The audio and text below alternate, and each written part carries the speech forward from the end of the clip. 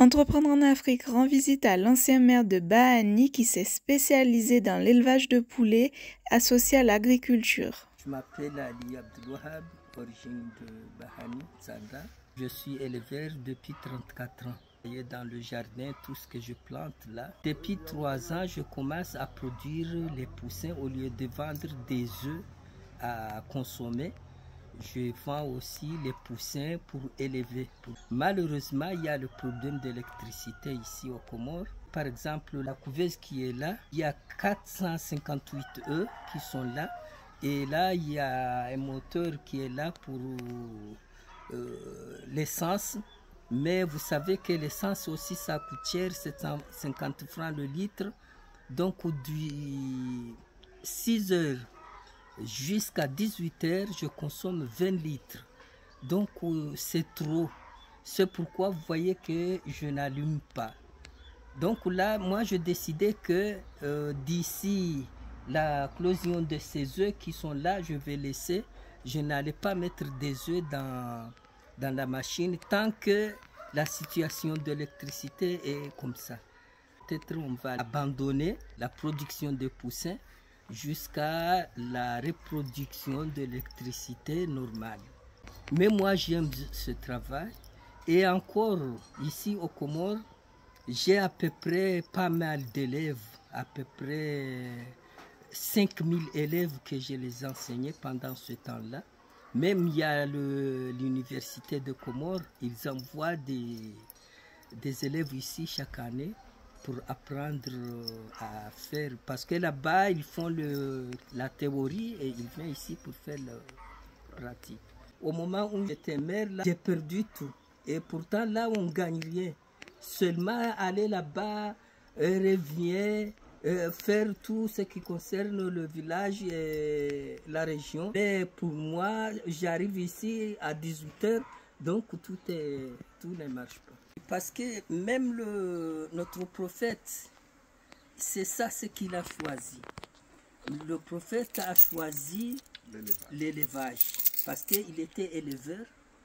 Il était éleveur et puis il était cultivateur parce qu'il aime travailler avec ses mains. Donc là, moi, je choisis parce que la chose que le prophète a fait, c'est quelque chose que nous devons le suivre parce qu'il faut que nous faisons ce que nos prophètes ont. Alors encore, il y a un président qui était ici, qui s'appelle Ali Swali. C'est son travail. Et il nous a dit que si vous voulez avoir quelque chose, il faut être éleveur de poules et de lapins. Et encore avoir une place pour planter les maïs, les choses pour donner aux poules. Là. Alors moi, depuis ce temps-là, je mets ça dans ma tête. Alors depuis ces 34 ans, c'est ça ce que je travaille jusqu'à maintenant. Et je vois que ça marche. Même s'il y a beaucoup de difficultés, mais je ne peux pas les laisser parce que j'ai déjà construit les poulaillers, les citernes, tout ça. Donc si je laisse, où est-ce que je vais faire avec tout ça? Donc c'est pourquoi je décide, même si je diminue. Parce que le moment du cyclone, là, j'étais retourné à zéro. Toutes les poules sont mortes, les poulaillers sont abîmés. Mais je n'ai jamais reçu une aide concernant Ça marche bien, seulement le problème qui gêne maintenant le monde, parce que nous savons que depuis le Covid-19, toutes les choses sont augmentées. Et encore, il y a la crise aussi. Donc, vous savez, moi j'ai 4 enfants. 3 enfants qui sont en Égypte depuis 6 ans. Donc, ils sont là-bas pour apprendre. Donc, vous savez que ce n'est pas facile de les instruire là-bas, de les nourrir et puis de payer le loyer là-bas. Donc, ce n'est pas facile. Mais là, j'en suis sûr que le moment où ils vont terminer ces études, on aura quelque chose, Inch'Allah, à faire. Et eux, ils vont prendre... Ça, je tenais ça pour eux. Quand ils arrivent, c'est eux qui vont. Parce qu'ils m'ont dit que c'est le travail qui nous a élevés, donc on ne peut pas les abandonner.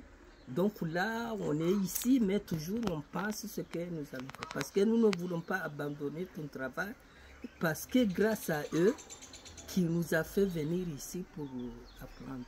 C'est-à-dire que le moment où j'ai commencé ce travail, pendant les 4 ans, je n'ai jamais reçu une aide concernant le gouvernement.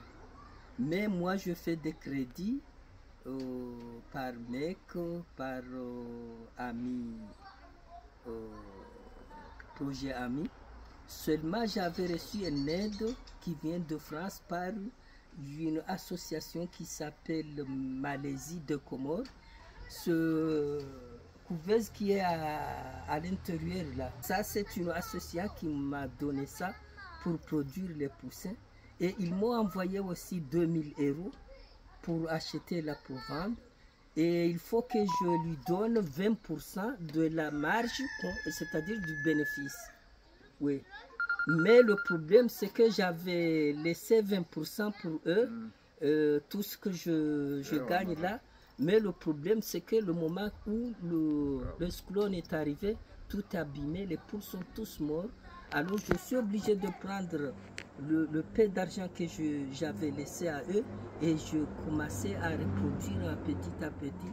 C'est pourquoi le travail ça diminue, parce que j'avais 700 poules qui pondent des œufs, ils sont tous morts.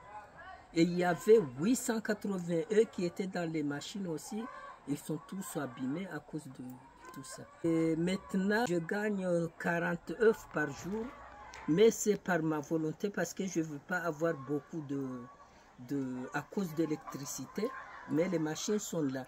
Mais le problème, c'est que je ne peux pas ouvrir les trois machines en même temps, parce que vous voyez, depuis 7 heures jusqu'à maintenant, les œufs sont là, il n'y a pas d'électricité. Donc au lieu d'avoir une bonne production là, par exemple là on a 458 là, peut-être on aura 260 comme ça ou 270 à cause de l'électricité. Parce que moi j'ai mis d'essence ici tous les jours 20 litres. Si je calcule la totalité de l'essence plus la dépense d'électricité plus la dépense des œufs, et ça, un poussin doit avoir un prix de 3 € comme ça.